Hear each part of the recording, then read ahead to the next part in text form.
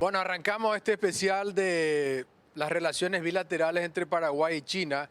Creo que este va a ser un programa histórico y les digo en serio, esto no es una exageración. Muchísimas gracias a la gente de 5 días, a nuestros disertantes, a la gente que va a ver en vivo y a la gente que va a ver después en las redes sociales, porque estamos haciendo historia realmente. Estamos planteando el futuro de Paraguay ante el país más grande del mundo, la segunda economía mundial, y todo lo que tiene que ver con estas relaciones que ustedes saben que nosotros tenemos solamente con Taiwán y no con China. Esto no quiere decir que sea un programa pro-China. Lo que nosotros queremos hacer es hablar abiertamente de por qué no tenemos relaciones diplomáticas con China, cuáles son los desafíos de Paraguay de cara al mundo, porque a veces nos sentimos, como somos un país mediterráneo, tan encerrados en una burbuja que no miramos más allá. Por eso para mí es un gran honor tener a 4 invitados de primer nivel. Voy a empezar con Rubén Ramírez, que está acá a mi izquierda. Él fue canciller de Paraguay, así que es un golazo tenerlo aquí con nosotros. Además, fue jefe de la misión de la OEA hace poco en Brasil, en Perú, es economista. Bueno, tiene un currículum muy largo, búsquenlo en Wikipedia porque a mí no me va a dar el cuero. A mi derecha está Mercedes Canese, quien nos va a hablar del tema de la energía. Te saludé, Rubén, no te dije que me parece ni hola, ¿verdad? ¿Cómo estás, Rubén? Un placer. Perdón que me estaba emocionando con los currículums. Mercedes, ¿cómo estás? ¿Qué tal, Leo? Un gusto estar acá. Vamos a hablar de China. Así es. Bueno, ustedes saben, Mercedes Canese es ingeniera, además estuvo como viceministra de Minas y Energía y ella va a desarrollar justamente este tema que tanto le apasiona. Hugo Ruiz Díaz, ¿qué tal, Hugo? ¿Cómo estás? ¿Qué tal? Buenas noches, ¿cómo estás? Mira, es un honor estar acá y espero que tengamos un buen intercambio, ¿no? Así será. Y que podamos contribuir algo. Estoy seguro que No va a es ser así, así. canciller. Hugo Ruiz Díaz es, bueno, doctor en Derecho, estuvo en Francia estudiando, malcriándose ahí también, y es un experto en tema internacional y profesor también de la Universidad Católica. Y Jorge Peralta, hola Jorge. ¿Qué tal, Leo? ¿Cómo estás? Un honor estar también con los otros invitados. Economista también, tiene varios masterados y sos consultor de varias empresas que quieren hacer negocio con China. Es correcto, Leo, y tuvimos la oportunidad de vivir en China continental, así que va a ser el punto de vista de un profesional paraguayo que vivió en China también. Viviste en China, creo que en un periodo de 10 años, tuviste como 3 años más o menos. Entre el 2010 al 2007 fue mi interacción, pero efectivamente estando fueron más o menos 3 años. O sea que hablas algo de chino. Ojo, yo sé hablar chino. Bueno, nosotros lo único que sabemos es comer chop suey, me parece, hasta ahí llegamos. Bueno, Rubén, quiero arrancar contigo y les cuento que la idea es hacer como una presentación, como si estuviéramos en una conferencia y vamos a ir mostrando algunos materiales para poner en perspectiva desde el lado económico. Pero quiero arrancar con la pregunta del millón antes. ¿Por qué no tenemos relaciones con China? Por factores geopolíticos. Evidentemente Paraguay tiene una tradición de la relación con Taiwán desde el enfoque de, digamos que, un contexto regional y de un contexto global. Paraguay se ha enfocado en la relación con Taiwán, que se adhiere a una tradición entre autocracia y democracia. Es la discusión que existe en ese contexto. O sea, un tema geopolítico. Es un tema geopolítico, es un tema donde Paraguay toma una opción, donde tenemos, por una parte, el desafío que implica un acceso a un mercado que fue evolucionando. No olvidemos que hasta el 2000 China no era un mercado internacional referente. En el 2001, en su adición a la Organización Mundial del Comercio, empieza a crecer significativamente y hoy es uno de los mercados más importantes del mundo. Hoy es el principal comprador del mundo. Y Paraguay tiene, y vamos a ir a tu presentación enseguida, pero Paraguay, a pesar de no tener relaciones diplomáticas, sí tiene un intercambio comercial de miles de millones. Estamos en compramos en realidad mucho. Estamos en el peor escenario. Paraguay importa, de acuerdo con cifras del Banco Central del Paraguay, a septiembre de este año más de 3.000 millones de dólares y exportamos alrededor de 6 millones a 7 millones de dólares. O sea que la balanza comercial, el déficit es monstruoso. Es terrible. Y Paraguay es uno de los principales compradores de China continental en América del Sur. a pesar de no tener las relaciones diplomáticas. Hugo, voy pimponeando y después vamos a la presentación. Hay una confusión, porque cuando yo puse esto en la red, algunos me dijeron, no, Taiwán es China. O sea, ¿Taiwán es parte de China o cómo es la cuestión? Efectivamente, recordemos solo dos tópicos. La primera es que cuando se da la primera ruptura en el 49, Taiwán ocupa el lugar de la China continental hasta 1976, cuando en el 62 periodo de sesión de la Asamblea General, China recupera sus legítimos derechos, digamos, y Taiwán es expulsado de la ONU y de todos los organismos en relación con la ONU. Desde el punto de vista del derecho internacional, teniendo en cuenta incluso actos del Consejo de Seguridad de la ONU, Taiwán es una provincia, es parte de China, en derecho internacional. No es Estado propiamente. Estoy hablando del punto de vista del aspecto jurídico internacional. Expulsado de la ONU, China, por consenso, recupera el lugar por consenso y unanimidad, que son dos elementos relacionados pero distintos, y efectivamente la presencia de China como uno de los miembros permanentes del Consejo de Seguridad habla justamente de que hay un solo Estado. O sea, para aclarar por la duda, alguien no entienda, Taiwán no es reconocido por la ONU. No está reconocido, no es parte de la ONU. No forma parte de la A pesar de nación. que ya hizo 15 intentos hace un año y tanto, el último intento, cuestionando esa decisión de la ONU, tanto del Consejo de Seguridad como la resolución, creo que es 2758, alguna cosa así, de diciembre del 76, pero fue de nuevo rechazado. O sea, no es Estado. Desde el punto de vista, otra cosa es el aspecto geopolítico, ¿no? Pero desde el punto de vista del derecho internacional es una provincia de China. Y así lo ve China, ¿no? Siempre China dice, Rubén, que Taiwán es parte de China y que algún día se van a tener que arreglar, no sé cómo, espero que sea de manera pacífica, pero siempre lo vio así, digamos, como parte de China.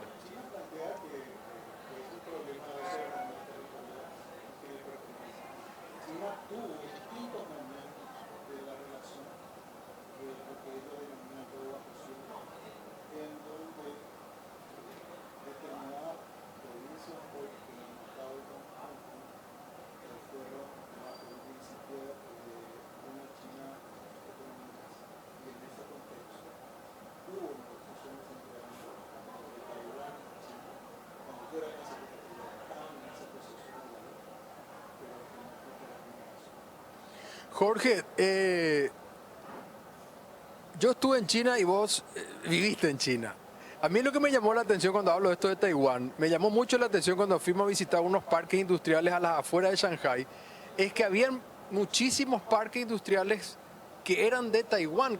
O sea, había dinero de Taiwán, hay dinero de Taiwán invertido en parques industriales en China. No es que ellos están en guerra con tanques como algunos creen, digamos, ¿verdad? O sea, los taiwaneses, que son chinos también, y que están en este conflicto, digamos, igual invierten, pero miles de millones de dólares. Totalmente, siempre fue así. Son pueblos, o sea, son países hermanos, ¿verdad? Para complementar nomás la pregunta que le hiciste también a los panelistas.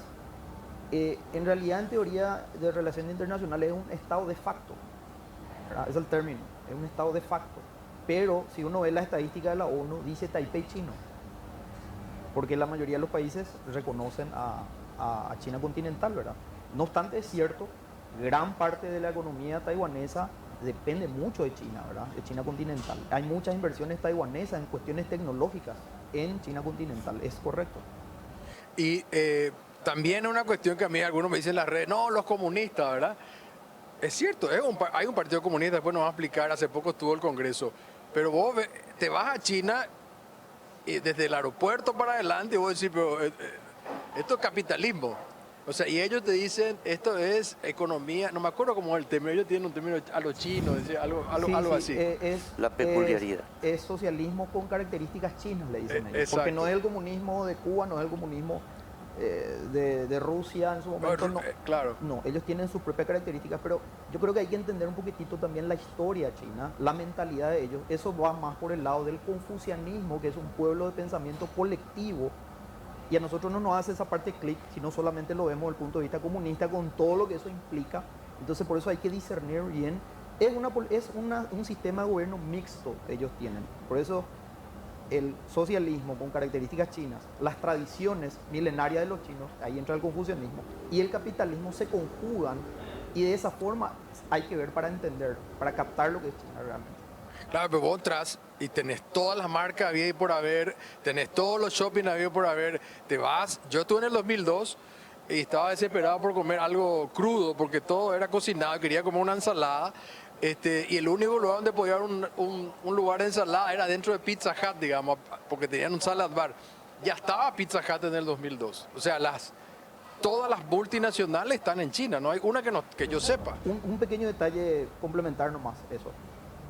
Los inventos, el país que más aportó inventos a la humanidad, y de eso te habla Marco Polo, que creían los europeos que él estaba loco cuando vino de China y contó todo lo que hay, porque pasaron muchos cataclismos. No es que por buena onda nomás los chinos crearon muchos inventos, después eso lo llevan a esa creatividad, esa inventiva, lo llevan a la tecnología y lo llevan a la economía, ¿verdad? De hecho es el país que tiene más patentes por eso. Mercedes, Paraguay tiene somos un país chiquito, pero tenemos energía limpia, digamos. Y lo que entiendo, porque China es el mayor, es la fábrica del mundo y por supuesto contamina mucho con eso, ellos también están pasando por un proceso de buscar la manera de ser un país limpio, digamos, de manera acelerada. ¿Es así? Así es. De hecho, China es el mayor inversor en energías renovables. Ellos están en primer lugar en todo lo que se refiere a energía eólica, solar. Su potencia de energías renovables es la primera en el mundo y esa puede ser una alianza muy importante con Paraguay, donde también somos los primeros exportadores mundiales de energía eléctrica renovable. Si hablamos de energía eléctrica en general, somos los terceros. Igual estamos bastante arriba, ¿no es cierto? Pero los otros dos países, que son Canadá, Francia, a veces por el tercer lugar competimos con Alemania, tienen también energía nuclear y otras energías no renovables en su matriz eléctrica.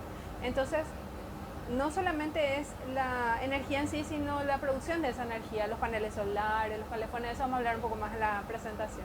Sí, y por eso que es interesante esto de entender un poco esta relación, que es la que nosotros queremos plantear en este programa. Vamos a arrancar con Rubén, entonces le decía Rubén, a una presentación que vos hiciste un poco general del tema económico, ¿verdad? Absolutamente. La idea es abordar tres ejes que se refieren a la geopolítica, a la cuestión económica, de inversiones y de comercio, y a los desafíos que se plantean en ese contexto a nivel global, regional y local. Entonces, para ser breve con el tiempo que es terrible, es importante ver la dimensión global que nos va a permitir, si tenemos la siguiente lámina, que nos va a permitir tener un contexto donde China tiene alrededor de 19 trillones de Producto Interno Bruto hoy día y Estados Unidos 23 trillones. Para hacer una dimensión, Brasil es un país que está en una dimensión de alrededor de la octava economía global, pero es inversamente proporcional el poder adquisitivo que tiene China respecto de Estados Unidos. China tiene 23 trillones de poder de compra y Estados Unidos 18 o 19. En tercer lugar está India, que es otro gran jugador mundial y que es un mercado sumamente interesante. ¿Y por qué cito esto? Porque en ese contexto tenemos un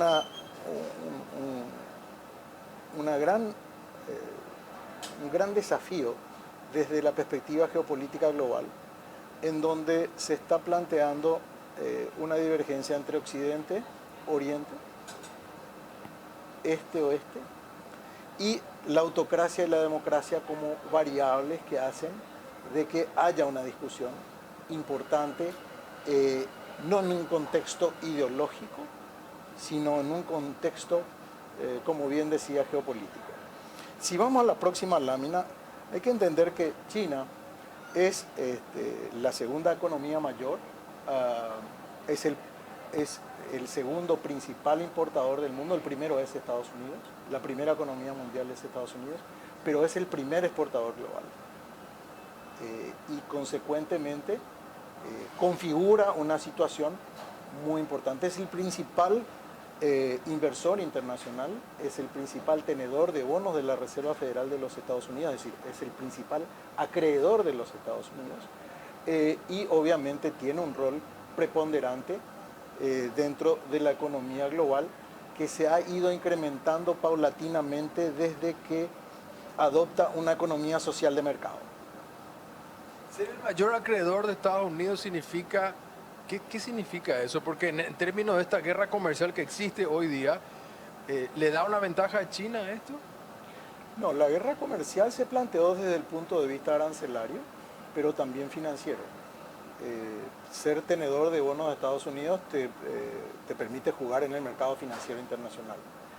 Lo que hizo China fue, ante el incremento que durante el gobierno de Trump hicieron arancelariamente a productos como el aluminio y otros, lo que hizo China fue una devaluación importante, pero teniendo los fondos de la reserva para que eso no impacte en su mercado, y esto generó una gran turbulencia financiera global. Y bueno, posteriormente vino el problema grave de la pandemia que encerró al mundo durante 2 años realmente, y finalmente la guerra Rusia-Ucrania, que exacerba ese enfoque de división geopolítica regional.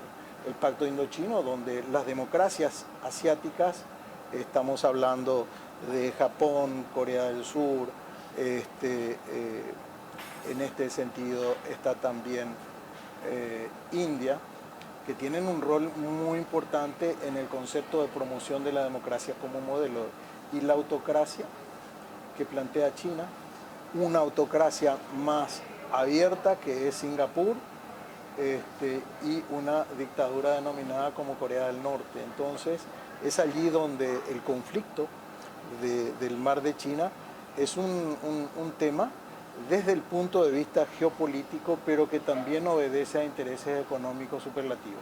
¿Seguimos con los materiales? Sí, por favor. Vamos al próximo. El mundo va a crecer menos.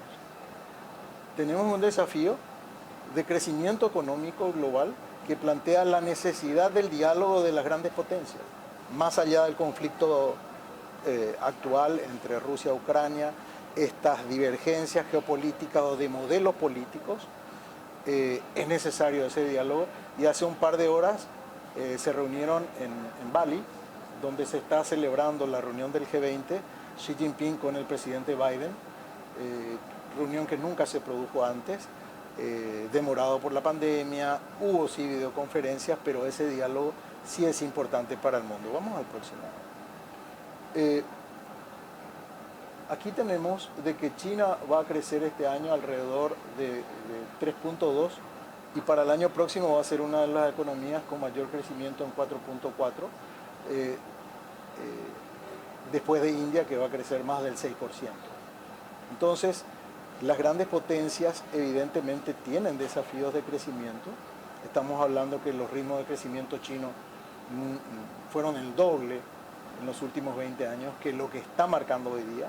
Y esto expone la problemática que trae los conflictos logísticos derivados de la pandemia, derivados de la guerra, derivados de la crisis energética, principalmente de los combustibles, que trae inflación, problemas financieros con la elevación de las tasas de interés en todos los mercados, y obviamente es uno de los grandes problemas donde estamos viendo un menor crecimiento. Vamos al próximo parado. El crecimiento va a ser divergente entre las economías, pero vemos que la tendencia es a la baja en todas las economías. Y si observamos desde el punto de vista de la matriz de los productos industriales, vemos que la caída va a ser muy importante en China, pero lo va a ser también en Estados Unidos y la India, que son y la Unión Europea, que son los grandes jugadores económicos.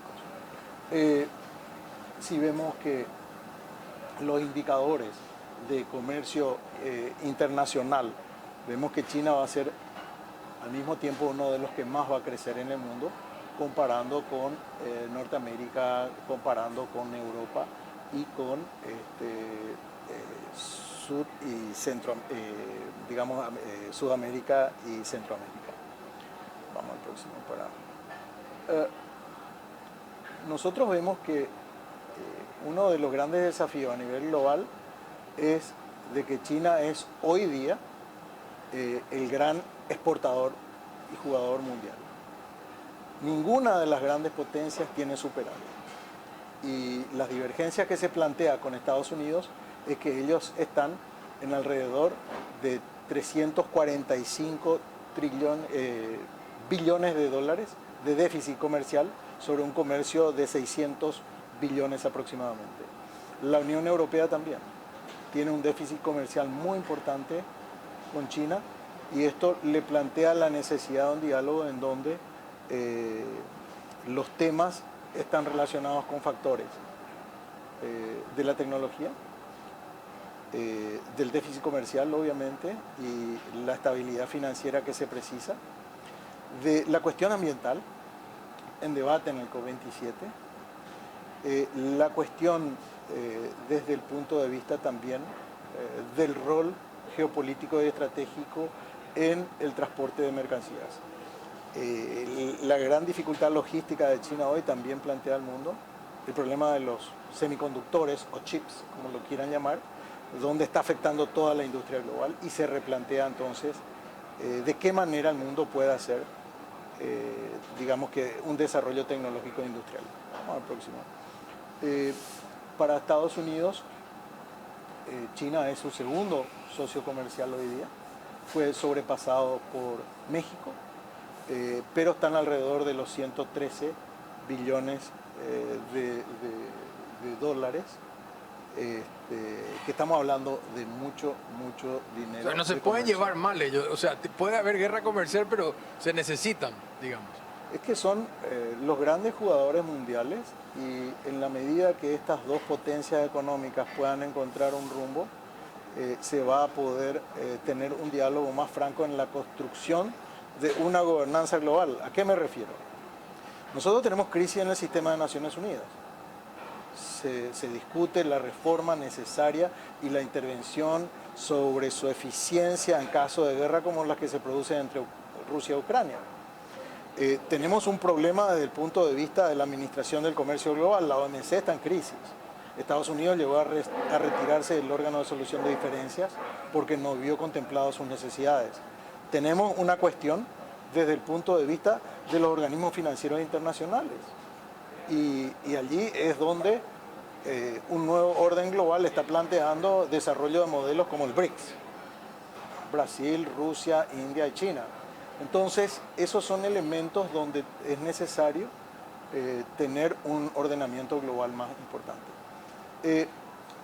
América Latina, en ese contexto, nosotros estamos con una gran inestabilidad y vulnerabilidad porque los principales mercados están con inflación, Europa 15, Estados Unidos 10, nosotros mismos sobrepasando históricos índices de inflación, y eso nos plantea todas las vulnerabilidades domésticas donde las tensiones socioeconómicas son muy expresivas.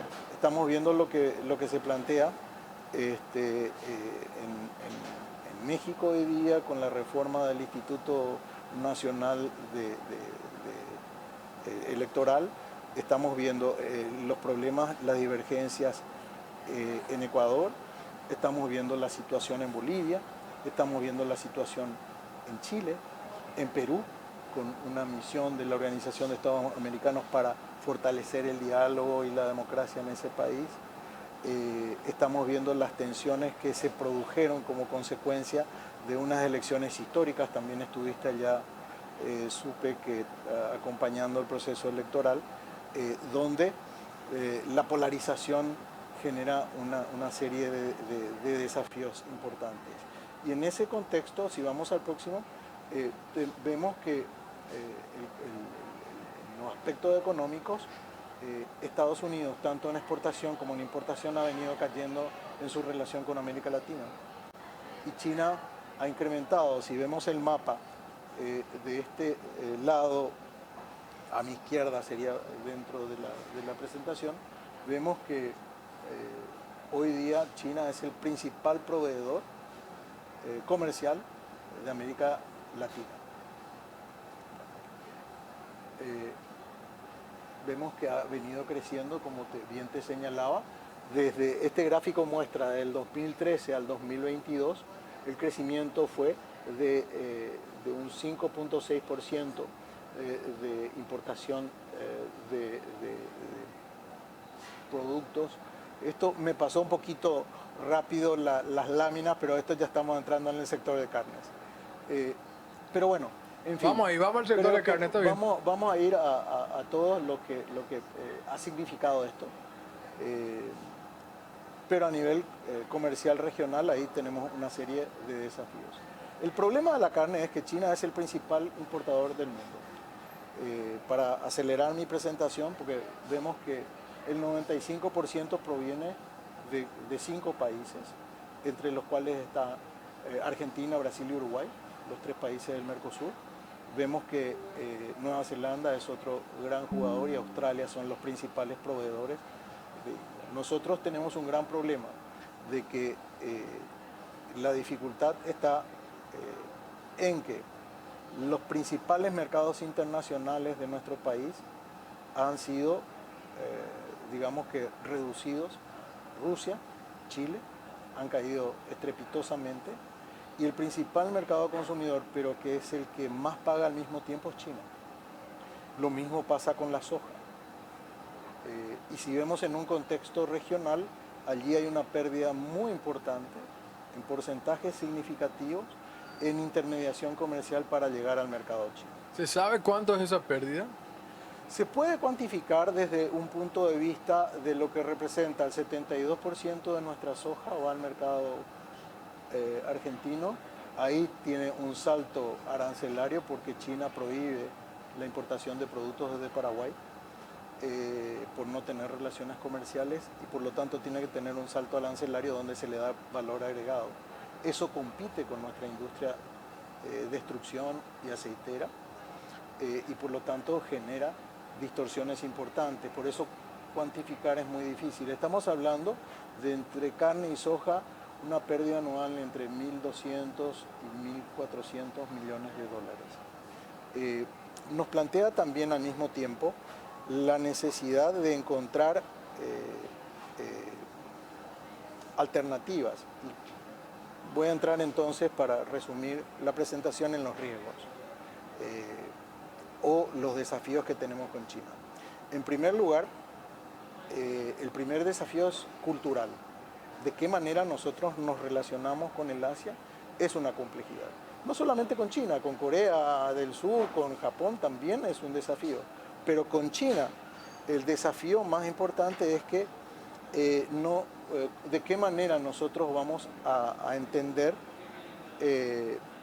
y hacernos entender con ellos. Ellos no van a tener diálogo con Paraguay mientras que Paraguay siga aceptando las relaciones diplomáticas con Taiwán. Y ese es un problema que hace a que de qué manera se establece y se construye el acercamiento. O sea, debería Paraguay, o sea, vos decís que es una condición que Paraguay, digamos así, rompa relaciones con Taiwán. Es la condición sine qua non para empezar el diálogo de las relaciones bilaterales. Ellos no aceptan distintas etapas en la construcción, no aceptan relaciones comerciales, no aceptan relaciones consulares y menos diplomáticas mientras se tenga relación con Taiwán.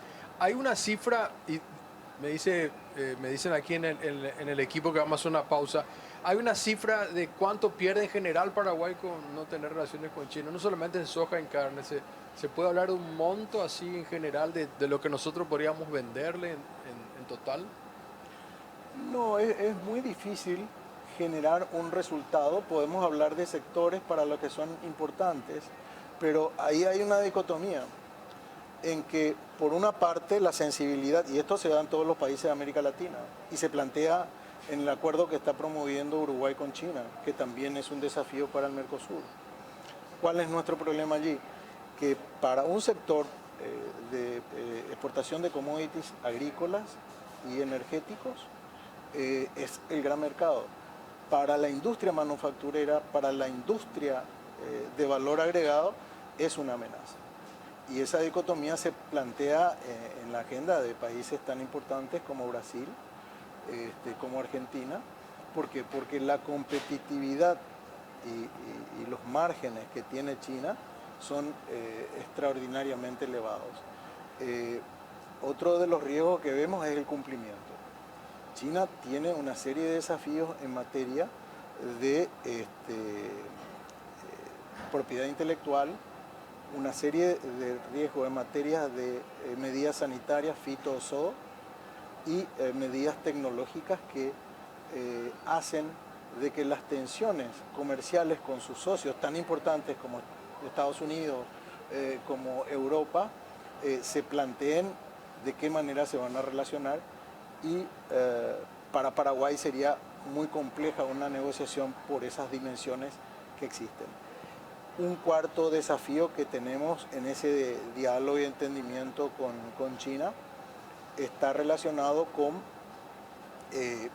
la dependencia que podría llegar a tener Paraguay de un mercado que va a ser significativamente atractivo para las exportaciones, por volumen, por precio, pero al mismo tiempo nuestro gato ganadero alcanzó los 14 millones de cabezas, pero no puede faenar más de 10 al año por falta de mercado, y obviamente es allí donde se plantea la necesidad de encontrar soluciones.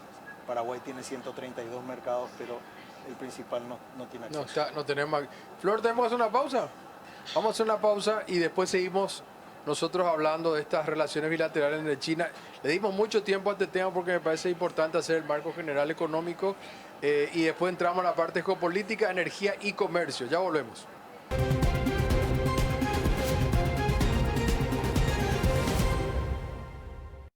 Un minuto de educación con la Universidad Católica. El impacto en el planeta generado por la dinámica de los fenómenos naturales y por las actividades antrópicas ponen en evidencia la importancia de contar con mecanismos de teledetección para observación de la Tierra. En ese contexto, diversas técnicas de esta disciplina proporcionan la capacidad de obtener información del territorio de manera remota. De esta manera, las imágenes capturadas por satélites permiten detectar incendios, cuantificar la deforestación, identificar riesgos de desastres ambientales, evaluar el estado de recursos hídricos y caracterizar el uso del suelo en distintos puntos del planeta, entre otras cosas.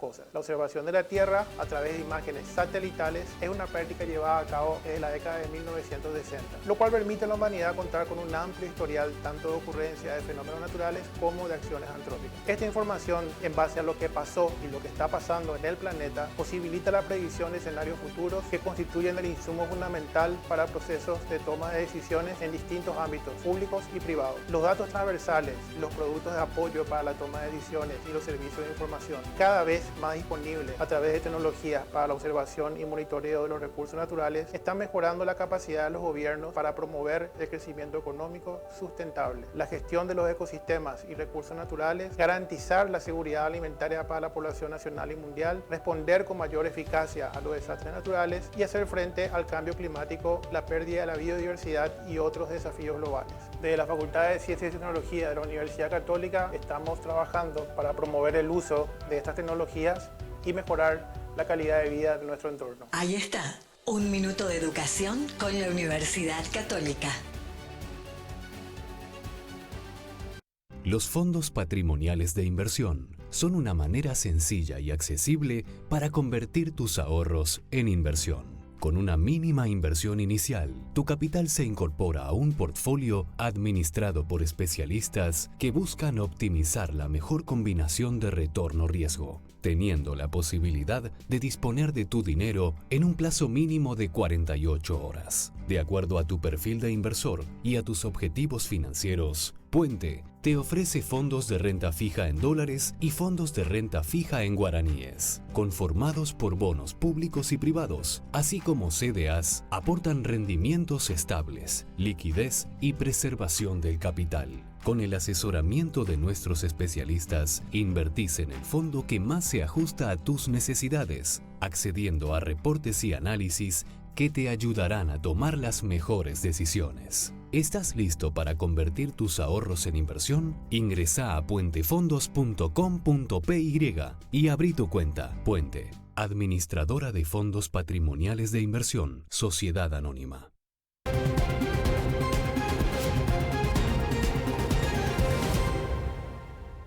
Bueno, nuestro segundo bloque de este gran tema, como le decía, histórico inclusive, hablar un poco de estas posibles, futuras, ojalá, no sé qué va a pasar entre las relaciones bilaterales entre Paraguay y China, muy necesarias. Hugo Ruiz Díaz, hace poco, el 16 de octubre fue el Congreso Comunista Chino.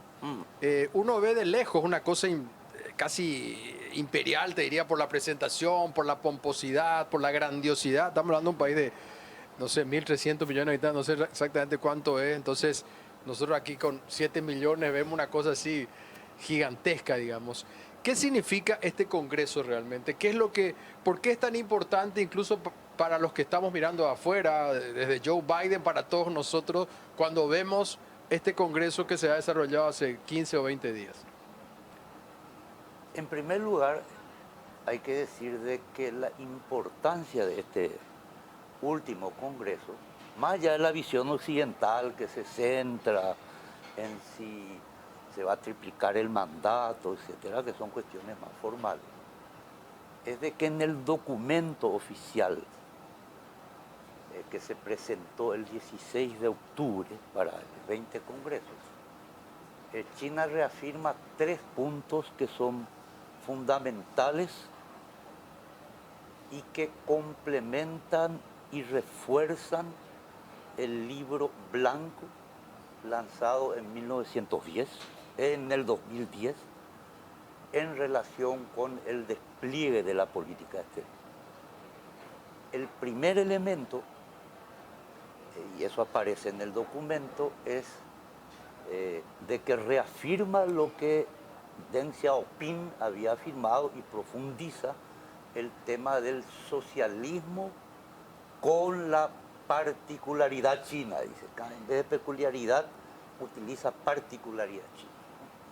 Aparentemente es un juego de palabras, pero que tiene sus efectos, digamos, en el plano de la política exterior. El segundo elemento es de que China se plantea en esa reafirmación políticas de despliegue que no conlleven la utilización de la fuerza militar como elemento, digamos, de ese despliegue. Y el tercero, que constituye igualmente la reafirmación de lo dicho en el 2010, es de que China, y eso lo dijo Xi Jinping, desde hace aproximadamente unos 7 meses lo viene repitiendo, China tiene que proceder a reforzarse militarmente y ha sido muy explícito sobre ese punto, no solo en términos de Taiwán, sino la recomposición militar para prepararse eventualmente a una guerra. ¿Con quién? No lo dice, pero dentro de un análisis más global se puede presumir de hacia dónde va. Esos son los 3 elementos más llamativos de este último 20 Congreso, ¿no? Acentuando el tema de la cooperación a nivel internacional y al mismo tiempo de expansión y reexpansión de sus inversiones. Si no me equivoco, las estadísticas no las recuerdo bien, usted es economista, yo soy más analista de política internacional, relaciones internacionales. En el año 2000, China figuraba en el puesto número 33 en materia de inversiones en el extranjero. En el 2017 aparece como segundo. O sea, lo que está hablando justamente de que este último Congreso reafirma y confirma una serie de políticas públicas y políticas públicas desplegadas en el plano más internacional, con un elemento que sí, digamos, constituye una columna vertebral. China entra a disputar el poder a nivel geopolítico. Y cuando hablamos de disputa de poder, nuestro canciller estaba hablando del encuentro de hoy, ¿no? Que no es cualquier encuentro. Ambos van a intentar ponerse de acuerdo, no sobre cooperación, sino sobre líneas rojas, que es muy diferente a sentarse a conversar. No olvidemos que en el 2018 empieza, digamos, una serie de actos de Estados Unidos en relación a China. Intenta prohibir TikTok, está el tema de los semiconductores, de los chips, está la guerra comercial abierta, ¿no? La detención de la vicepresidenta de Por Huawei ejemplo, en Canadá, Huawei y Estados Unidos, que despliega una serie de políticas hasta dispersas y desordenadas, que refleja, digamos, lo que Brzezinski llamaría, en su libro Visión 2 puntos, Estados Unidos en medio de la crisis de poder mundial o global, ¿no? En donde él mismo reconoce algo así era el título, la longevidad de la declinación de los imperialismos, mientras todo el mundo, el mundo intelectual estaba afirmando de que Estados Unidos se iba a prolongar prácticamente al infinito. En el tiempo, Brzezinski dice, cuidado muchachos, que acá se nos viene, digamos, una serie... Henry Kissinger está diciendo, ¿no? No, ese es Brzezinski. Ah, Y Brzezinski es conservador, ¿no? Más conservador que yo. Y Kissinger después, en su último libro, empieza con una frase extremadamente llamativa. Empieza así. La historia de las civilizaciones, parafrasea a otro autor, ¿no? La historia de las civilizaciones es la historia del ascenso y caída de imperios. Uno se dice, wow, acá ya está el libro. Ya no hay necesidad de continuar leyendo. Y efectivamente creo que es uno de los mejores conocedores de la cultura china, de la forma de pensar y actuar china. En la parte referente a China, efectivamente Kissinger reconoce de que o se ponen de acuerdo o esto puede terminar mal. Tal cual como lo viene repitiendo en relación con la guerra Estados Unidos, OTAN, Rusia, Ucrania, ¿no? Es la única voz, digamos, que dijo, paremos acá porque esto va más allá incluso de la razón y más allá de toda diplomacia. Y en ese aspecto, digamos, es que... ¿Quieres que te ponga parte de tu presentación o seguimos en este pimponeo? ¿Cómo querés hacerlo? Depende de cómo vos animes, no sé. Vamos a ir poniendo, para que no te quiero desordenar, porque yo soy pues, No, y podemos continuar tu estilo, no hay ningún problema. No hay ningún problema. A ver, poneme. Ahí está. Era una cuestión simplemente ilustrativa, no creo que preparé. Sí. Esta es una cuestión como todo tratamiento, digamos, metodológicamente siempre hay un cierto nivel de, digamos, de arbitrariedad en el método con que uno presenta, ¿no?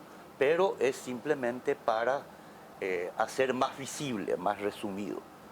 En realidad la tinta está recargada sobre el punto 3, pero vale la pena, digamos, hacer un breve reciclaje. No es un curso de historia diplomática, tampoco es un curso de historia, es simplemente una presentación desde el punto de vista geopolítico en relación con nuestro tema, que tiene China como actor principal, Taiwán también, Estados Unidos y otros actores, ¿no? Yo la llamé la primera ruptura. ¿En qué sentido? En el sentido de lo que es China hoy. y tratar de responder a tres preguntas, ¿no? ¿Qué hizo China? ¿Cómo lo hizo? ¿Y cómo va a hacer China? ¿Qué va a hacer China? Y sobre tres premisas simples, ¿no? Muy simples. El punto uno sería efectivamente la irrupción irrefrenable de China, lo cual implica un punto dos, disputa de poder por los asuntos y dirección de los asuntos mundiales, que es una constante en la humanidad, ¿no? Y el tercer punto, que no es, digamos, el menos importante, es hacia dónde vamos, y en ese aspecto hay una coincidencia general que no se pueden hacer profecías. Estamos en medio de una ruptura y transición hacia otro tipo de orden mundial.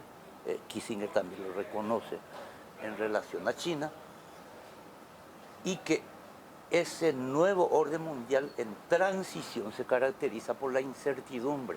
Nadie puede hacer profecías, ¿no?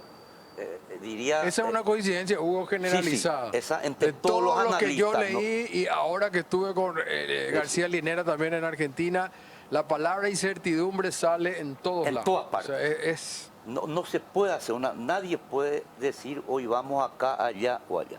Gramsci diría el nuevo mundo que no acaba de nacer, ¿no? Y el viejo que no acaba de morir.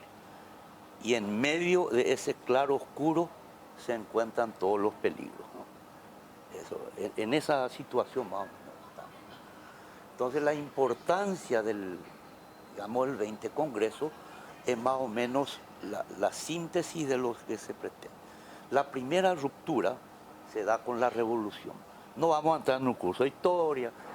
China, bueno, fue invadida por Japón, Manchuria, también estuvieron presentes el imperialismo británico, Estados Unidos, en cierto momento Alemania, Francia, Portugal, etcétera, etcétera. Y en el 49, después de una guerra civil entre anticolonialistas, nacionalistas, etcétera, de 1927 al 49, pues se da la ruptura y China recupera su independencia. Se da también la cuestión esencial que hasta hoy constituye el elemento vertebral relación China continental-Taiwán, la derrota de Chiang Kai-shek, que va justamente a la isla de Taiwán a refugiarse, ¿no? A partir de allí, todo el mundo sabe que China fue expoliada hasta el último grano de arroz, y cuando se da esa ruptura, pues China era uno de los países más pobres y devastados, tanto por el hecho de la Segunda Guerra Mundial, Japón, después de nuevo continúa Inglaterra, ¿no? Y empieza, digamos, una primera serie de reformas que sientan las bases de lo que China es hoy. La reforma agraria, la reforma industrial y también una serie de reformas políticas. Y al mismo tiempo, digamos, China, que en un primer momento entra en alianza más o menos estratégica con la antigua Unión Soviética. Después se da la ruptura en los años 60 y China empieza a desplegar una serie de políticas exteriores principalmente dirigidas hacia la recuperación de su estatus en relación con la ONU, ¿no? Y que efectivamente terminó con lo que había firmado en la primera parte, ¿no? En medio de eso es que en una situación de disputa entre el capitalismo y el llamado socialismo o comunismo, es por cuestiones geopolíticas que Estados Unidos usa como pivot a Taiwán, Isla Formosa o como se llame, ¿no? En relación con justamente esa confrontación que sabemos cómo terminó. Cae el comunismo, ¿no? Con un castillo de naipes. Y es, digamos, ese mismo Estado llamado Estados Unidos que radicalmente cambia de política con Nixon y Kissinger, y se da efectivamente el reconocimiento de China continental. Se dice que fue en esa época que Kissinger hizo esta afirmación. Es un poco como Bertolt Brecht, uno no sabe bien. Algunos dicen que fue Napoleón, otros dicen que fue Lafayette, otros dicen que fue Kissinger, pero lanzó esta idea. El día que China despierte, el mundo temblará. Pequeña frase, pero que hoy, digamos, no es que sea profecía, pero por lo menos Estados Unidos entendió que China empezaba a ser un actor más allá de las cuestiones de consideraciones tácticas, de buscar fisuras en el mundo socialista, entendió efectivamente que China empezaba a ser un actor privilegiado en las relaciones internacionales y que iba a cobrar cierta importancia. ¿Cuánto tiempo me queda, Flor? 5. ¿Por qué se dice que el actual presidente lo comparan con Mao? ¿Por qué hay esa comparación mucho en la prensa? Incluso algunos dicen que tiene más poder que Mao Zedong. No, pero esa es una cuestión más analítica interna, digamos. ¿Por qué? Porque si uno conoce un poco la cultura china y sobre todo la praxis del PCC, ¿no? Es de que Mao aparece en la constitución del Partido Comunista Chino y también en el Estatuto del Estado, como el fundador de la República Popular China, del Estado chino, y segundo, se habla del pensamiento de Mao. Mientras que, por ejemplo, cuando se habla de Deng Xiaoping, se habla de la teoría y doctrina de. Y cuando se da la reforma con Xi Jinping, también se habla de pensamiento. Es decir, la teoría y la praxis desplegada tanto a nivel interno como política de Estado forma parte esencial de la cultura china, mezclada con una serie de elementos de Confucio, ¿no? Que es una cuestión que desde Occidente nadie entiende. Por eso es que no se entiende el tema de Deng Xiaoping, por ejemplo, ¿no? Y se dice que son ateos. No, es una cultura muy diferente, muy distinta. Así como también nos cuesta entender a nosotros, que somos pensados muchas veces por otros laboratorios, de que debe existir necesariamente un pluralismo de sistemas y que no es el concepto capitalista de democracia el valor universal. Al contrario, eso se ha demostrado que ha sido nocivo. Como decía Francis Fukuyama, el fin de la historia, claro, digamos. Y hablando, tal vez sea la desviación tema, se lo enterró justamente porque pensó de que se terminaba la historia, y si se terminaba la historia y si se prolongaba Estados Unidos como único sujeto, tenía que desarmar su ejército. Por eso es que después recurren a Samuel Huntington, que remedia ese tema geopolítico a través de su obra Choque de Civilizaciones, que entre paréntesis nos considera a nosotros los latinoamericanos como semicivilizados y subculturados. O sea, todavía no tenemos, parece No, hay que leer. Ellos son muy sinceros, ¿no? Vamos a hacer una pausa. Vos sabés que tengo unos libros sobre China que tengo en español que podemos ver después con Florencia, cómo le regalamos a la audiencia de 5 días lo que estén interesados en el pensamiento actual. Tengo varios libros en español que están muy buenos. Vamos a hacer una pausa aquí y ya volvemos.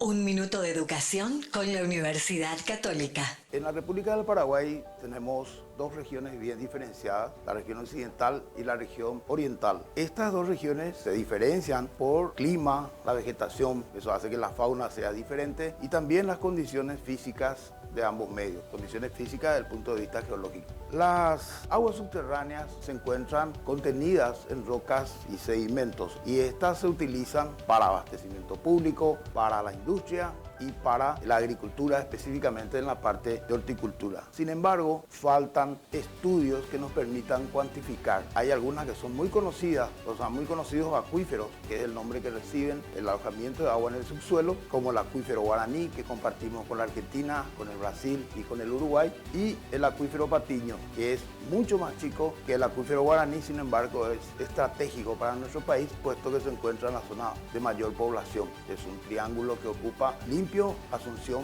y Paraguarí. La calidad del agua subterránea es muy buena, salvo algunos lugares específicos en la región oriental, donde hay contenido de sales y mayor cantidad de hierro. Sin embargo, en la mayoría de los casos, en la región occidental, las aguas son saladas, salvo en el sector norte y noroeste. El aprovechamiento de aguas subterráneas en nuestro país debe ser manejado desde la óptica del desarrollo sostenible, a fin de tener una gestión racional de este recurso muy valioso para nuestro territorio. Ahí está, un minuto de educación con la Universidad Católica. Los fondos patrimoniales de inversión son una manera sencilla y accesible para convertir tus ahorros en inversión. Con una mínima inversión inicial, tu capital se incorpora a un portfolio administrado por especialistas que buscan optimizar la mejor combinación de retorno-riesgo, teniendo la posibilidad de disponer de tu dinero en un plazo mínimo de 48 horas. De acuerdo a tu perfil de inversor y a tus objetivos financieros, Puente te ofrece fondos de renta fija en dólares y fondos de renta fija en guaraníes, conformados por bonos públicos y privados, así como CDAs, aportan rendimientos estables, liquidez y preservación del capital. Con el asesoramiento de nuestros especialistas, invertís en el fondo que más se ajusta a tus necesidades, accediendo a reportes y análisis que te ayudarán a tomar las mejores decisiones. ¿Estás listo para convertir tus ahorros en inversión? Ingresa a puentefondos.com.py y abrí tu cuenta. Puente, administradora de fondos patrimoniales de inversión, Sociedad Anónima.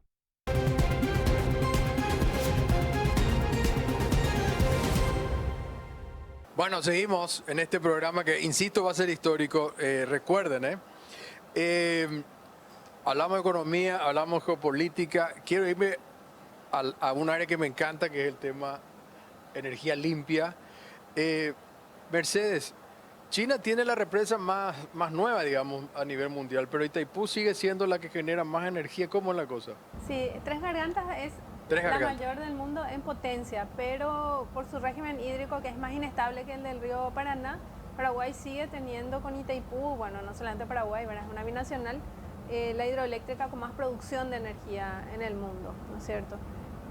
Esperemos que siga así. Sabemos que Paraguay está muy afectado por el cambio climático, hemos tenido muchas sequías.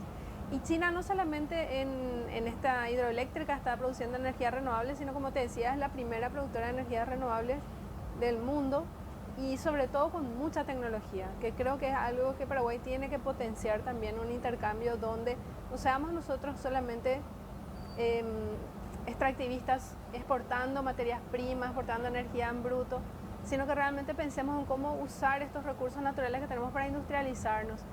Industrializarnos en el campo de las energías renovables me parece así que tiene mucho potencial, porque es también, aparte somos parte del Mercosur, entonces pueden ser productos Mercosur, y ahí entonces pensar en un intercambio donde podamos también ganar en tecnología, en ciencia, en desarrollo, ¿no es cierto? Y en generación de empleos, que es algo súper importante para... Sí. Parece una estupidez lo que te iba a preguntar, pero como hablamos de qué se puede exportar e importar, energía no le podemos vender a China. Energía eléctrica no, pero la energía eléctrica industrializada sí. ¿Qué quiere decir eso? Y por ejemplo, cualquier industria que usa energía eléctrica, estamos dándole valor agregado también a la energía eléctrica, no solamente a la materia prima que estamos procesando, que puede ser soja, puede ser carne, puede ser producción de la agricultura familiar campesina. Por eso el aporte que hizo Hugo Ruiz Díaz también me parece muy importante. Él habla de todo el proceso de desarrollo de la reforma agraria en China. Ellos tienen una agricultura familiar campesina con mucha tecnología, que sería algo también muy importante en Paraguay, ya que tenemos tantas tierras fértiles, ¿no es cierto? Potenciar ese campo, no solamente la agricultura extensiva de los agronegocios, sino la agricultura familiar, si se puede, agroecológica, ¿no es cierto? Ya no más del arado, del buey, sino que incorporando mucha tecnología y ahí la electricidad también es súper importante porque vos sabés, la gente en el campo no puede tener ni un sistema de riego, nada, porque la calidad de la energía eléctrica es muy mala al haber una pésima infraestructura eléctrica. Bueno, ahí también se puede articular mucho más para incorporar tecnología también a lo que es la infraestructura eléctrica con sistemas más inteligentes, automatizados. O sea, realmente lo que se puede combinar ahí, aprovechando la ciencia, puede ser súper útil para el desarrollo de los países. Ahora vamos a tu presentación, pero vos sabés que recuerdo un curso que acá está Leo Gómez también que hicimos con la Universidad de Shanghai. Ellos contaban cuando iban a un lugar de desarrollo dentro de China, digamos, van a ir a un pueblito nuevo, digamos, ¿no? Y cómo ellos mandaban una avanzada del Estado y de gente de las universidades. Y iban a preparar, ellos decían, bueno, acá en Capibarú se produce no sé qué cosa, un tejido. Bueno, ¿cómo vamos a hacer para potenciar ese tejido? ¿Cómo le vamos a enseñar después a vender a los mercados internos o externos? Es decir, había una avanzada de cómo hacer para que ese lugar que se va a desarrollar sea un polo de desarrollo integral, digamos, cultural, económico, tecnológico. Es decir, no es nomás como acá de repente, vamos a inaugurar no sé qué tal ruta, boom, se le abandona. Vamos a hacer el sésamo orgánico y después no tenemos a quién venderle. Es decir, hay un pensamiento de cómo hacer eso aprovechando, y no era solamente una cuestión del gobierno, ingresaban las universidades y los pensadores también, y estaba todo pensado, desde cuál va a ser la ruta, cuál va a ser la tecnología, vamos a usar o no un dron para controlar nuestros cultivos, por qué solamente, como vos decías, el agronegocio, que está muy bien, por los números que vimos, tienen acceso a esa tecnología y no el resto de la población que también puede crecer, generar ingresos y vender también, ya sea a China o a otros países. Claro, exactamente. O sea, muchas veces nos quieren poner ese contraste, como que no, que los agronegocios son una superación de la agricultura familiar campesina. Y sin embargo somos el país que solamente se autoabastece de mandioca y banana. Entonces, ¿cómo no vamos a nosotros darle importancia a la agricultura familiar campesina?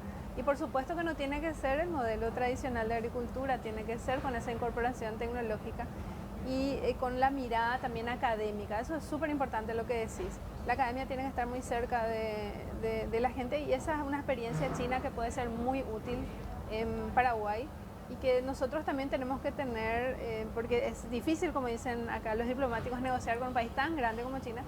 Nosotros como país tenemos que prepararnos también para hacer una negociación que no nos mantenga en este sistema de extractivismo, donde realmente podamos tener un intercambio con un país tan grande como China, donde ambos ganemos. Ellos, por supuesto, van a tener acceso a muchos de los recursos que nosotros tenemos, pero que nosotros también podamos desarrollarnos.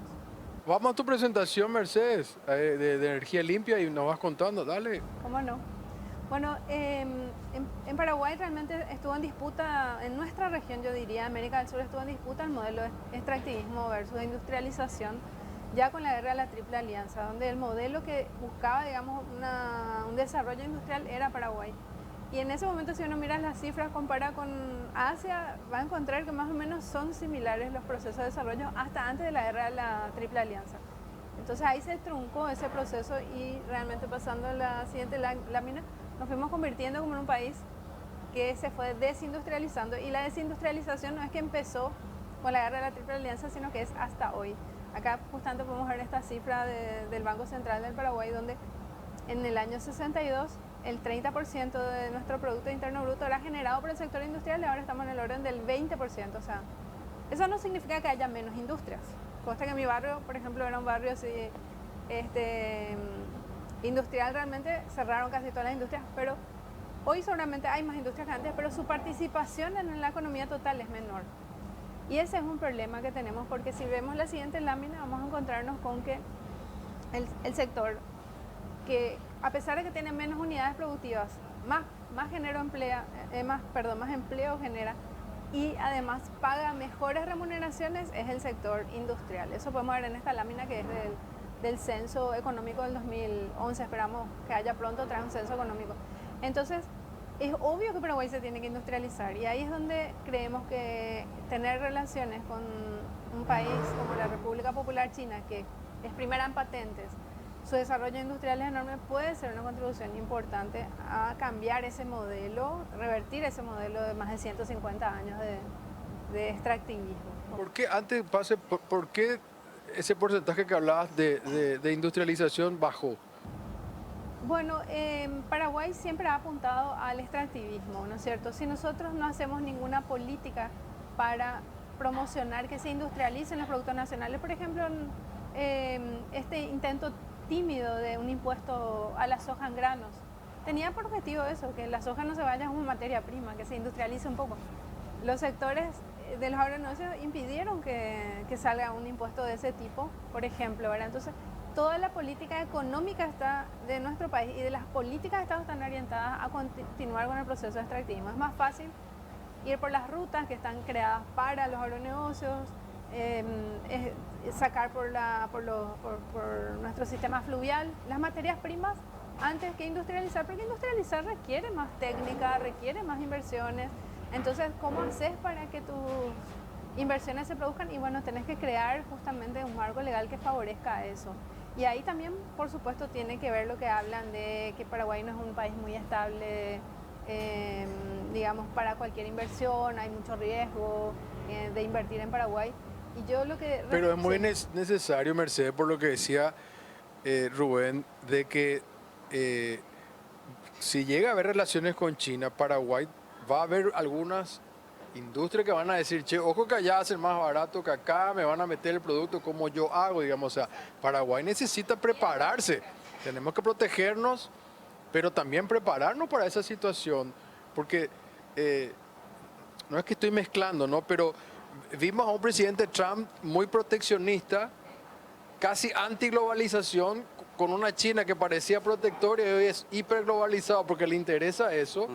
Entonces, y cuando hay guerras como esta que ocurren como Ucrania y Rusia, que parece muy lejano pero nos afecta, entonces Paraguay tiene que industrializarse para poder también mirar mano a mano cuando venga alguien de China, digamos, ¿no? Claro, pero ahí están en disputa esos modelos, Leo. Hay un sector económico muy poderoso en Paraguay que saca beneficio del extractivismo y por eso se hizo la guerra de la Triple Alianza, por eso pasaron las cosas que pasaron en Paraguay. Entonces, ir en contra de ese modelo significa también para la gente cambiar a los actores políticos que definen las políticas públicas y que hacen que hoy sea mucho más conveniente exportar soja, exportar energía sin industrializar, que ni siquiera podamos acceder a energía de calidad en Paraguay, que se vaya todo, ¿no es cierto? Ese es un cambio realmente que tenemos que hacer como Paraguay y sería muy bueno que lo hagamos para también tener una vinculación con un país tan grande, tan importante como la República Popular China, porque efectivamente ellos, ¿por qué no van a comprar nuestra soja, nuestra carne, tal cual, sin realmente agregarle valor, ¿verdad? Entonces acá vemos una lámina más donde vemos ese extractivismo en Paraguay. Ahora somos el tercer exportador mundial de energía eléctrica. ¿Y cómo están nuestros indicadores sociales? Porque tampoco es un rentismo que tenga buen precio, entonces ni siquiera vendemos a precio de mercado. Entonces somos enormes en algo y la gente, hoy un cuarto de la población pasa hambre, ¿no es cierto?, en Paraguay. Siguiendo con la presentación, y ahí vamos a ver toda la energía eléctrica que exportamos a un precio que no era el precio de mercado, que ya se fue y que no es algo para siempre también. Cada vez vamos aumentando más nuestro consumo, como podemos ver en la gráfica, entonces va a llegar un momento también en que vamos a dejar de contar con ese recurso y que vamos a necesitar más energías renovables, y ahí es donde entra también todo lo que podemos ganar en una cooperación con... Claro, lo que pasa es que, para explicar, la gente cree que Paraguay, que es cierto, no usa toda la energía que le corresponde a Itaipú, por ejemplo, de Yacyretá, pero va a llegar un momento que vamos a usar todo, digamos. Así es, ahí vamos a ver que ahí la curva se va levantando, ¿no es cierto? Entonces, en algún momento vamos a coincidir entre la oferta y la demanda, y ahí vamos a tener que importar energía si no hicimos ya inversiones en nuevas energías, y ojalá que sean renovables, ¿no es cierto? Y ahí China sí puede ser un jugador importante. Es importante, y pensemos, imagínense la tragedia que sería para Paraguay tener que importar paneles solares. Muchísimo mejor fabricarlos acá, ¿no es cierto? Lo mismo que otros energéticos. Bueno, ahí vamos a la siguiente lámina. Acá podemos ver un poco cómo no vendemos a precio de mercado, ¿verdad? Es una comparación de cuáles son los precios de mercado de la región, a cuánto nosotros estamos entregando la energía, y también el peligro de las electrointensivas, que ese debería ser un no definitivo para cualquier inversión que venga a Paraguay, ¿no es cierto? No electrointensivas, que después no tenemos cómo ajustarles el precio cuando tengamos que producir a precios mayores nuestra energía hidroeléctrica. Vamos a la siguiente lámina. Bueno, y cómo Paraguay puede ser ese centro de interconexión eléctrica de la región también tiene mucho que ver con inversiones que podemos hacer. Nos decía acá Jorge que China está interesada, por ejemplo, en proveer cables. ¿Cómo podemos mejorar nuestra tecnología de integración ahí y hacer esta integración más rápida? Hoy la integración no pasa por Paraguay y somos los principales exportadores. Nos hacen una rotonda, entonces tenemos que hacer estas obras de infraestructura eléctrica y es una inversión que va a ser muy rentable por cómo están los precios regionales de la energía y es la tendencia que va a continuar. Y vamos ya para ir terminando, entonces nuestra Constitución habla de la industrialización especialmente de los productos del campo. Vamos a la siguiente. Y ahí es donde decimos, bueno, ¿cómo podemos hacer para usar nuestra energía que sirva para industrializarnos y también sirva para nuestro bienestar, nuestro desarrollo? Y bueno, ahí puse una lámina que le pregunté a Jorge si es cierta, me dijo que sí, que efectivamente es oficial. ¿Cómo China hizo toda una red de transporte eléctrico, ¿verdad? De trenes, muchos de ellos de alta velocidad, ¿verdad? En 12 años. ¿Verdad? Entonces nosotros necesitamos esa tecnología, nosotros tenemos que tener, ¿cómo no vamos a tener transporte eléctrico teniendo tanta energía, ¿no es cierto? Y estamos hablando de ferrocarriles, trenes, trolebuses, etc. Y también ahí está lo otro que decía, poder pensar no solamente en ampliar el plazo en que vamos a tener una matriz eléctrica renovable, inclusive tratar de que nuestra matriz energética en general sea renovable, sino que hacerlo con nuestras propias industrias y ahí calefones solares, paneles solares, movilidad eléctrica. Tenemos, vamos a la siguiente lámina, tenemos en Paraguay ya ensamblándose vehículos y motos con tecnología china, de la República Popular China. Bueno, ¿cuánto nos va a costar hacer que ese tipo de transporte sean eléctricos? ¿No es cierto? China es un gran productor y ahí es vanguardia, quizás no en el motor a combustión, donde hay países europeos que tienen muchísimos más años de tecnología en motor a combustión, pero en movilidad eléctrica, sí, China, todo el mundo reconoce que China es el número uno. Y si te fuiste a China, no sé si en el 2002, pero ya ahora todas las motos creo que son eléctricas, ¿no es cierto? Acá nos puede decir Jorge. Entonces, todas las soluciones que vamos a tener a muchos problemas, no solamente de usar nuestra energía a un costo mucho menor para la gente que necesita moverse a moto, sino que reduce las enfermedades respiratorias, ¿no es cierto?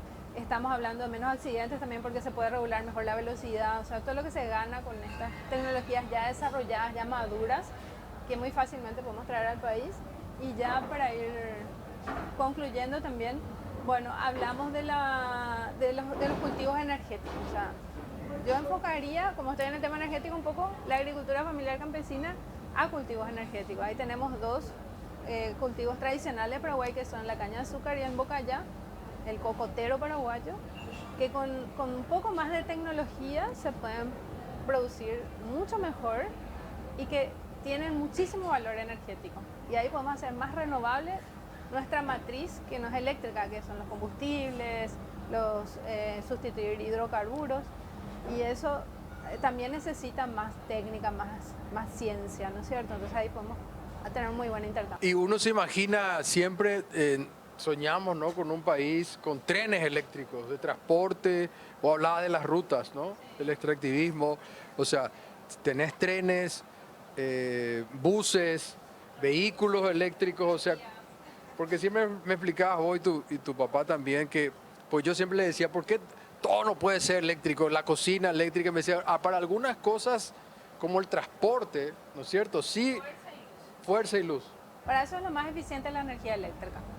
Y realmente nosotros ahí tenemos que poner en primer lugar el interés general, no el interés de los que venden combustibles ni de las vialeras, que son las que quieren solamente hacer rutas y arreglar y después hacer viaductos, cuando con un tren solucionar el problema inclusive de congestionamiento y no necesitas hacer tanta inversión y tener tantos baches, ¿no es cierto? Muy bueno. A ver, vamos a Jorge, querido Jorge, escuchaste todo esto, que venimos hasta acá, te va a ir tocando cerrar con tu presentación del lado de comercio y con tu experiencia. Quiero preguntarte primero, hay países que relativamente hace poco tiempo tiene relaciones con China. No sé si Panamá, Costa Rica, no sé hace cuánto, pero hay algunos países. ¿Cómo le ha ido a estos países que cambiaron la relación de Taiwán con China? Bueno, tenemos, por ejemplo, El Salvador, creo que fue en el 2017, no sé si el canciller ahí me ayuda con la fecha, 2017 creo que fue El Salvador, República Dominicana, Panamá y, bueno, estos países, ¿verdad? Por ahí hay uno más, pero no estoy de acuerdo. En general, bien, ¿verdad? China lo primero que hizo, es difícil compararse con esos países porque ellos no producen lo que nosotros tenemos, ¿verdad? O sea, hay un primer error, ¿verdad? Muchas veces. Pero en general, bien. Y yo también voy a lo que son los países más cercanos a nosotros, los países de la región, ¿verdad? Que tienen su balanza comercial, ¿verdad? Y hay que mirar eso, ¿verdad? La balanza comercial. Estos países recibieron inversiones, ¿verdad? En tema turismo, tema hotelero, hasta en estadio de fútbol, ¿verdad? En cuestiones que tienen que ver con infraestructura vial, recibieron inversiones importantes de China, ¿verdad? Yo quiero partir con mi presentación, quiero mostrar un poco. Dale, algo, vamos. Estamos con el tiempo y no quiero dejar pasar. Repasando un poco lo que es China. Mi presentación básicamente es yo parto de algo pragmático. Yo entiendo el tema diplomático, entiendo todo eso, los temores, la incertidumbre, que por supuesto hay que ponerlo en la balanza. Pero yo quiero hablar del punto de vista de alguien que está constantemente asesorando empresas paraguayas que quieren hacer comercio con China y también empresas del exterior que me suelen contactar con la consultora y también empresas chinas que muestran interés por Paraguay. O sea, estando constantemente en ese diálogo es que llego a la conclusión que voy a mencionar. Primero, recordar lo que es China en el mundo. Primera potencia manufacturera, primer exportador mundial y como ya lo dijo el canciller, primera economía mundial en paridad de poder de compra, no olvidemos eso. Primer socio comercial de cerca de 150 países, no es un dato menor. Drástica reducción de la pobreza. En 40 años China logró lo que Inglaterra o Estados Unidos lograron en 200 años, que es reducir el nivel de pobreza extrema, sacando de ese nivel a más o menos 850 millones de personas. Y hay una cuestión que siempre se le critica a China, es el tema de los derechos humanos. No, porque los derechos humanos y todo eso, ¿verdad? Y decía un amigo, el doctor Charles Tang, que dio una conferencia para la Oxford University, escuchando que siempre le cuestionaban eso, decía él, China hizo la mayor contribución en el mundo de derechos humanos. Entonces quedaron choqueados, decía él, ¿verdad? ¿Por qué? Porque el derecho humano básico es por lo menos tener un techo y tener alimento para comer. Entonces eso de sacar cientos de millones de personas a niveles de pobreza es un derecho básico fundamental, ¿verdad? China lo logró.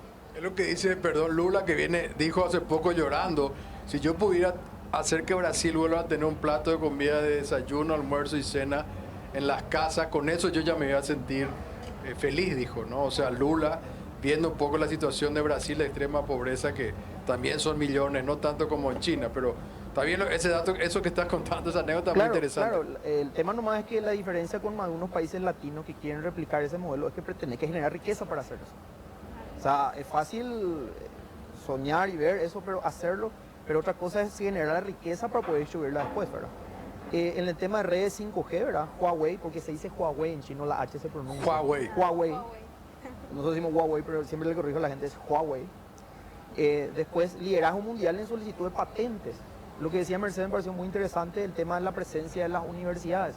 Si vos te vas en la Feria Tecnológica de Hong Kong, hay una feria que se hace anualmente paralela a la Feria de Cantón, ¿verdad? Que es una feria conocida también.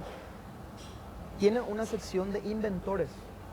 Entonces las universidades chinas llevan a sus mejores alumnos con proyectos y van y están ahí constantemente ellos mostrando, y hay gente que viene con plata y invierte en esas patentes, ¿verdad? Son bien pragmáticos. A mí me gusta eso de China, son muy pragmáticos. Después tenemos que 3 de los 5 bancos mundiales, 4 entiendo del top 10 de bancos mundiales son chinos. ICBC es el primero. No son bancos americanos, son bancos europeos, son bancos chinos. Liderazgo mundial. ¿Son comunistas esos bancos? No creo, no creo. No, pregunto, porque la confusión pues sigue, ¿verdad? O sea, como es China comunista, te dicen China comunista. Entonces, vos estás diciendo que entre los 10 bancos más grandes del mundo. Sí, hay 4 chinos. Ya. 4 bancos chinos. Después también liderazgo mundial en inteligencia artificial, reconocimiento facial, fintech, blockchain y una serie de factores, ¿verdad?, de industria tecnológica. Y liderazgo mundial justamente en kilómetros de vía férrea de alta velocidad está eso. Licuadoras contemplado. también son líderes, ¿no? No estoy escuchando sonido de licuadora, dale, seguimos. Bueno, esa es China en el mundo, ¿verdad? De esa China es que nos estamos privando al tener limitantes, al no tener relaciones diplomáticas, ¿verdad? El segundo aspecto, China en América Latina. Aterrizar un poco más acá, ¿verdad? Dale. La balanza comercial, simplemente basta con ver la balanza comercial de estos países bilateral con China y los tratados de libre comercio, algunos que ya están en plena ejecución y otros que están en proceso. Brasil en el 2021 tuvo un superávit en su balanza comercial de 40.000 millones de dólares. Hace 2 semanas vinieron 2 expertos brasileños y ahí salió el discurso que todo el mundo habla del presidente de la RP, que él fue muy duro con el tema de acá del gobierno, de por qué no tenemos relaciones con China. Porque ¿Qué dijo el presidente de la ARP? O sea, porque tuvo mucha repercusión. ¿Él dijo, habló de relaciones diplomáticas o solamente comerciales? Eso porque no escuché el discurso. Habló de las relaciones diplomáticas, de que no tiene razón de ser, ya no tiene eso un sustento hoy en día, por lo que significa, y porque antes de hablar él eso, vinieron 2 expertos brasileños en esa conferencia y mostraron cómo es que Brasil está teniendo su balanza comercial con China y cómo es muy positivo esa experiencia para el Brasil. Ahí vos no le ve a los brasileños diciendo no relacionemos con China porque ellos son comunistas, no le ve a los brasileños diciendo eso. Al contrario, los expertos brasileños decían que el valor de la carne paraguaya supera al de la brasileña. Los brasileños que te digan eso es por algo, ¿verdad? Y las cifras, $6.000 tonelada promedio que Brasil vende. Uruguay le está vendiendo a 9.000, incluso 11.000, y alguna gente criticó, no, pero bajó el volumen en Uruguay. China está apuntando más a la calidad y a la seguridad, y venden más caro su carne los uruguayos a China, ¿verdad? Nosotros podíamos estar en esa senda, pero no estamos en ese mercado. Entonces, el haber escuchado todo eso y más estadísticas que dieron los brasileños fue que hizo que el presidente de la ARP diga, bueno, ya basta, tengamos ya relaciones con China en síntesis, ¿verdad? Argentina sí tiene un déficit en su balanza comercial con China, pero es una cuestión interna de ellos, la economía argentina no está muy bien, etc. 7.000 millones de dólares déficit. Uruguay tiene alrededor de 700 millones de dólares de superávit en la balanza comercial. ¿Cómo estamos nosotros? Voy a llegar a nosotros. Ah. Voy a llegar. Bueno, y estos países no tienen TLC, no tienen Tratado de Libre Comercio. Uruguay está en tratativas ahora. Ecuador también está en tratativa un poco antes. Porque esto puede, ahí Uruguay se dio cuenta, dijeron, a la pinta acá podemos hacer muchas más cosas con China si tuviéramos un tratado de libre comercio, por eso están hasta desafiando en cierta forma al Mercosur. Perú, Chile, en el 2005 empieza a tener el tratado de libre comercio con China continental, el primer país de Sudamérica, ¿verdad?, que empieza a tener, y eso se nota también en la balanza comercial, 9.000 millones de dólares de superávit en su balanza comercial.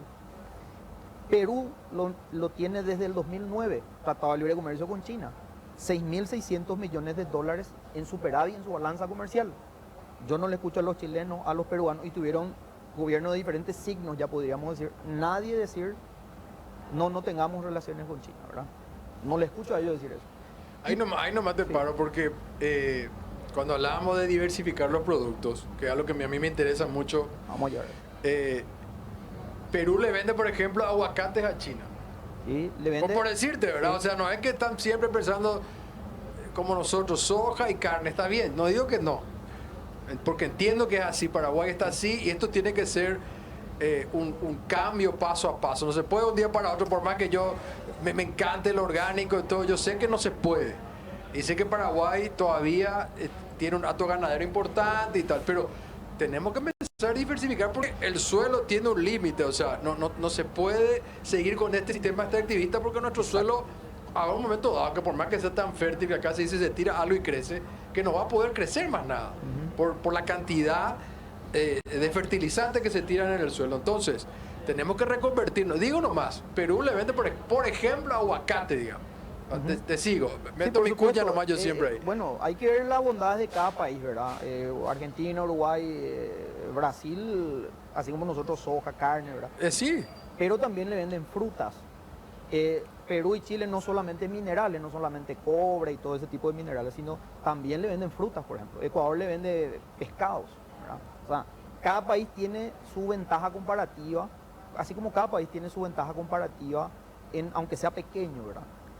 Y Paraguay tiene el 99% de déficit en su balanza comercial con China. El único país que en toda América prácticamente tiene ese número, ¿verdad? 3.684 millones de dólares de déficit en la balanza comercial. Entonces, esto no es que vamos a ver qué tal nos va, hay que ver. No, esto ya está ocurriendo. Te estoy diciendo números ya publicados. Ellos ya lo están haciendo. Bueno, el siguiente, sí, bueno, entrando un poco más en lo que es esa balanza comercial Paraguay-China, cómo estamos ahora. Paraguay le importa más o menos 3.700 millones de dólares de China, es dato del año pasado, ¿verdad? Y gran parte de eso son celulares, computadoras, neumáticos, routers, motocicletas, productos agroquímicos, aire acondicionado, o sea, una serie de productos en los que ellos tienen ventaja, obviamente, porque son fabricantes. Pero Paraguay apenas exporta, y es lo que aparecen en las cifras oficiales, 30 millones de dólares año. Con 5 productos, cuero y pieles, desecho de cobre y aluminio, y me consta, porque hice una consultoría para una empresa en Hernandarias, que ellos le venden a empresas brasileñas desecho de cobre y aluminio y bronce. Chatarra, ¿verdad? Famoso cuando vos estás haciendo un Zoom ahora en la pandemia, batería, compro batería y te funde tu Zoom, ¿verdad? Así como nosotros la licuadora acá recién. Yo soy muy pragmático, así que ya salió un poco el protocolo. Y entonces ellos dijeron, nosotros queremos venderle a esta empresa. Sabemos que ellos le venden a China. ¿Por qué vamos a seguir vendiéndole a ellos? No hay problema, te hago un estudio, le hice un estudio de mercado, conseguimos la empresa a quien los brasileños le venden y encontré algo muy interesante. Lo que pasa es que no miramos nomás esto en la estadística, ¿verdad? 12 veces aumentó la exportación a China, calladito nomás, de 2019 a hoy, de los desechos de cobre y aluminio. Porque ellos reutilizan. O sea, vos te vas acá y todas esas chatarras que están ahí tiradas, hasta es algo ecológico, ¿verdad? Vas a juntar, reciclar eso, y vas a sacarle el cobre, el bronce y el aluminio y lo vas a vender. Y figura en la estadística de China, está comprando muchísimo eso, ¿verdad? Después tenés sésamo, se le está empezando a vender a China. Aceites esenciales, son 5 productos nomás, 5 familias de productos que representan el 94% de lo poco que le estamos exportando a China. Y dirán la gente, pero entonces, ¿por qué no se le puede exportar soja, carne? Porque hay cuestiones que tienen que ver con requisitos fitosanitarios, donde entran ya organismos estatales de países que no se reconocen, entonces es muy complicado hacerlo de esa forma, certificado de origen y otras cosas como esas, ¿verdad? Entonces, ¿cuáles son los productos, si vamos al siguiente, cuáles son los productos que China está importando más, ¿verdad? Del mundo? Hablamos de soja y si uno ve, ahí estoy mostrando, si uno ve esto, es una estadística donde uno observa que es una importación creciente de China, es el mayor comprador de alimentos en el mundo, ¿verdad? Tenemos soja, carne bovina congelada, maíz que Paraguay produce. Uno puede hacer un macheo de lo que Paraguay produce y lo que China demanda y va a encontrar que es una ecuación perfecta. O sea, justo lo que nosotros estamos teniendo, ellos demandan. Algodón, China compra mucho. Hablaba Mercedes del tema de la Triple Alianza, me acordé del algodón, ¿verdad? Por ejemplo. Podemos volver a tener un boom con el algodón si le vendemos a China, no sabemos. Sorgo. Argentina le empezó a vender sorgo de hace 2 o 3 años a China y creció muchísimo la venta de sorgo. O sea, hay cosas que nosotros tenemos que ni sabemos que le podemos vender a China. Frutas. China tiene una demanda impresionante. Yo estaba viendo la estadística de Chile. Durazno venden, pero por miles de millones de dólares venden durazno a China. Los chilenos le venden uva. Lácteos. Y eso es algo sorprendente porque estando en China, vos no es que ellos consumen muchos lácteos. Las nuevas generaciones sí. Las nuevas generaciones chinos consumen muchísimos lácteos. Y nosotros no es que exportamos muchos lácteos, ¿verdad? Estaba viendo la estadística, es muy poco todavía. Aceite de soja, aceite de girasol, aceite de algodón, aceites esenciales, desperdicio de cobre que ya mencioné, carbón vegetal, cueros y pieles. Y la lista es interminable. Decía el presidente de la Cámara de Comercio Argentino-China, se llama Sergio Spadone. El año pasado ellos hicieron en Argentina algo que se llama el China Day, donde los empresarios argentinos vinieron y compartieron experiencias de cómo ellos están exportando a China. Y decía Sergio Spadone lo siguiente: China es un mercado inabastecible. Y se me quedó eso en la cabeza, ¿verdad? Yo le asesoré a una empresa ecuatoriana, un día me llama un campesino del Ecuador, porque pensaba que yo estaba en China. Le dije, bueno, tengo una consultora allá, tengo mi equipo de trabajo, ¿qué necesitas? Necesito vender pitaya a China. Yo no sabía qué es lo que era la pitaya. Bueno, la fruta del dragón le decimos nosotros, el dragon fruit. 30.000 guaraníes cuesta en el supermercado acá. El kilo. Cada fruta de pitaya cuesta 30.000 guaraníes. Ok, bueno, ellos llegaron a colocar a más o menos 17 a 20 dólares en China. Entonces le pudimos nosotros asesorar y ellos en meses cuadruplicaron la producción de pitaya para poder venderla a China. Cuadruplicaron, le conseguimos clientes y todo. Y entonces los chinos me decían, ¿y tu país qué nos puede vender? Y yo ahí, ¿verdad? Te voy a interrumpir ahí con eso de que nos quiere vender. Le voy a contar una anécdota. ¿Cuánto tengo? Cuando yo me fui en el 2002 a China, que Diógenes Martín organizó, era uno de los organizadores, nos reunimos con él, no me acuerdo el cargo, ¿no? Pero era como el director de la parte de Centroamérica, del Caribe y América del Sur. Y él nos dice, yo vi tu bello país, nos dice, desde Foz de Iguazú, porque no me dejaron entrar a Paraguay. Estamos hablando del 2002. Yo vi desde Foz, él vio Ciudad del Este y tal, vio Paraguay. Y él se entera de la yerba. Ustedes son consumidores de yerba mate, qué sé yo, el tereré, el mate, sabía todo el tipo, por supuesto, ¿verdad? No es ningún improvisador que se sentó a hablar con nosotros. Entonces dice él, imagínense si usted aquí estábamos en Beijing. No sé por qué le dicen Pekín a algunos. Ahora, a mí me resulta peyorativo, pero yo digo Beijing. Aunque no lo sé, estoy hablando de ignorante nomás. Dice, imagínense si acá en Beijing se juntan Paraguay, Uruguay, Argentina, Brasil y hacen un centro de yerba mate para que la gente pruebe, como si fuera un té, dice. Nosotros que somos consumidores de té, los chinos son, saben, ¿no? Grandes consumidores de té. Lo que puede ser el boom de la yerba mate en la China. Él nos estaba dando la idea a nosotros, ¿verdad? Te estoy hablando del 2002. Figura entre los productos importados. Yo no puse todo porque la lista es interminable. Figura. ¿No estamos yendo? Perdón, sí, dale. Dame por favor 5, porque yo hace 5 no llego, dale. Y necesito hablar. Métele. Bueno, yo puse acá y algunos me van a criticar y no tengo miedo. No tengo miedo que me critiquen. Yo pongo el impacto con y sin China. Y pongo números. Yo me animo a poner números. Entiendo que la mayoría eran del sector público y eran por lo menos. Yo soy del sector privado, así que vengan nomás. Métele. Sin China, Paraguay está perdiendo 3.864 millones de dólares en déficit en la balanza comercial, usando como un indicador la balanza comercial, ¿verdad? Importaciones menos exportaciones. Con relaciones con China se va a abrir inversiones, financiamiento, cooperación técnica, son 3 variables más, amén de las exportaciones de muchos productos. Si se dan estos supuestos, los economistas me entienden cuando hablamos de supuestos, si se da este escenario, sacando de lado el escenario de la incertidumbre mundial ahora, porque no siempre va a ser así, se va a salir otra vez adelante, la historia dice,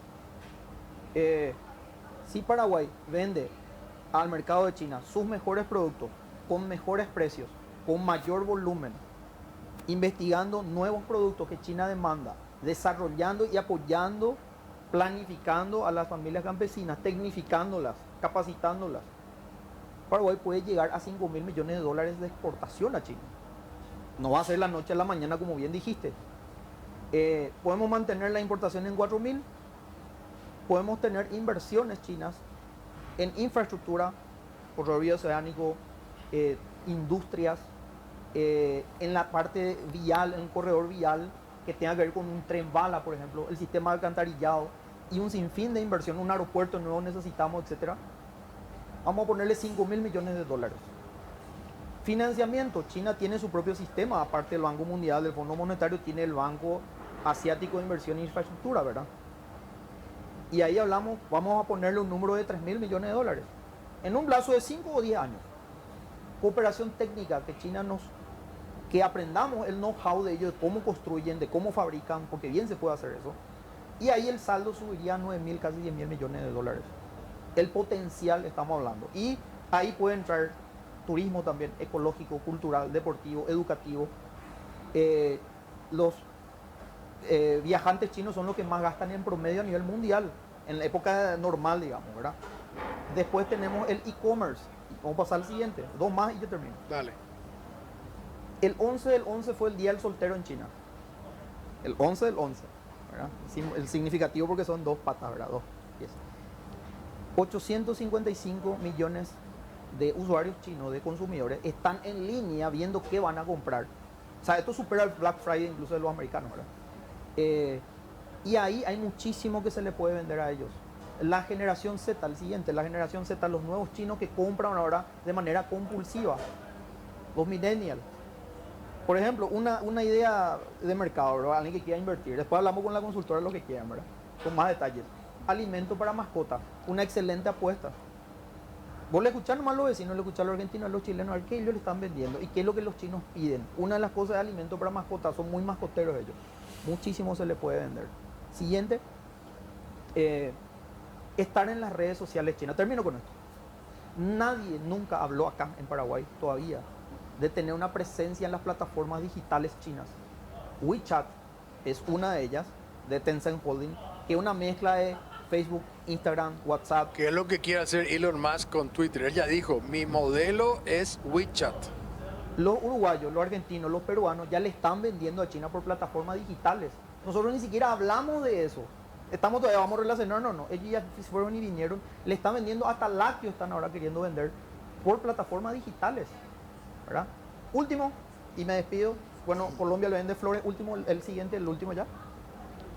China no es una amenaza para el Paraguay, es una oportunidad.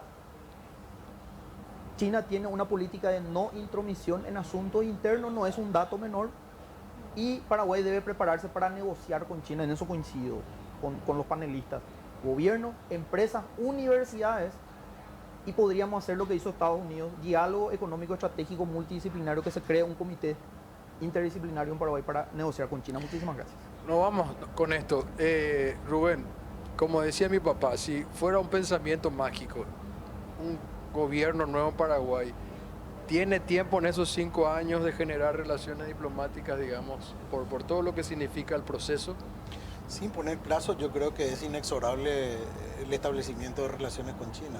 Es una economía mundial, es un país, es una potencia y por lo tanto es inexorable. Pero se puede, entonces podemos. Absolutamente. Muchas gracias por estar aquí, Rubén, Hugo, Mercedes, Gracias. Jorge, y a la audiencia de 5 días. Capaz que se va a tener que repetir esto, por lo que veo. Muchísimas gracias. Estamos haciendo historia con este programa. Nos vemos próximamente. Gracias.